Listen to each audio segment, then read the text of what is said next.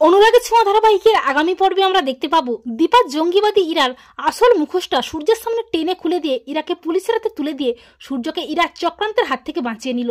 হ্যাঁ বন্ধুরা, আমরা এমনটাই দেখতে পাবো অনুরাগের ছোঁয়া ধারাবাহিকের আগামী পর্বগুলোতে। তবলা সূর্যের মুখোমুখি হলেও সূর্য তবলার কোনো কথাই শুনতে চায় না, তাই তবলা নিরুপায় হয়ে সূর্যের কাছ থেকে চলে আসে। আর লাবণ্য সূর্যের উপর অভিমান করে সূর্যের সাথে দেখা না করে চলে যায়।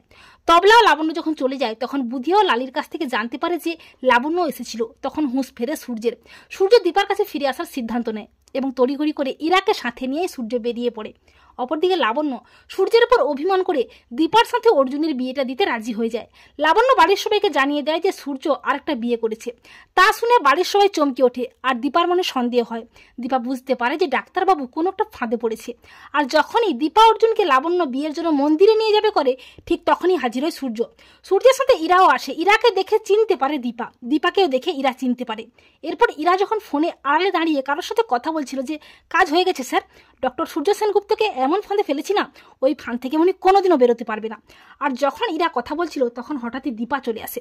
দীপা ইরা সমস্ত কথা শুনে ফেলে। দীপার মনে সন্দেহ হয়, তাই দীপা তড়িঘড়ি করে পুলিশকে ফোন করে আসতে বলে। এরপর হঠাৎই হাজির হয়ে পুলিশকে দেখে সন্ত্রাসী ইরা ভয় পেয়ে যায়। সূর্য বাড়ির সবাই চমকে যায় পুলিশ দেখে। সূর্য বলে, দীপা পুলিশ এখানে কেন? দীপা বলে, পুলিশকে আমি ডেকেছি। ওই ইরাকে আমার সন্দেহজনক মনে হয়েছিল। ডাক্তারবাবু ও আপনাকে ফাঁদে ফেলতে চালাকি করে বিয়েটা করেছে। ইরা ভয়ে বন্দুকটা বের করে দীপার দিকে তাক করে। তখন পুলিশ ইরার দিকে বন্দুক তাক করে বলে, না না সন্ত্রাসী ছদ্মবেশী ইরা, আর নয়, অনেক খারাপ কাজ করেছো, এবারে তোমাকে জেলের ঘানি টানতেই হবে।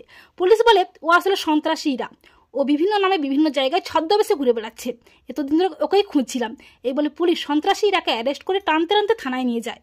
আর ইরার বন্দুকের ভয়ে দীপার শরীরটা খারাপ লাগলে সূর্য দীপাকে ধরে নেয় এবং কাছে টেনে নেয়। তো বন্ধুরা, তোমরা এটাই চাও তো যে সন্ত্রাসী ইরার আসল মুখোশটা খুলে দিয়ে দীপা যেন ইরাকে পুলিশে দিয়ে সূর্যকে ইরার চক্রান্তের হাত থেকে বাঁচিয়ে নেয়? কমেন্ট করে জানিয়ে দাও তোমাদের মতামতটি।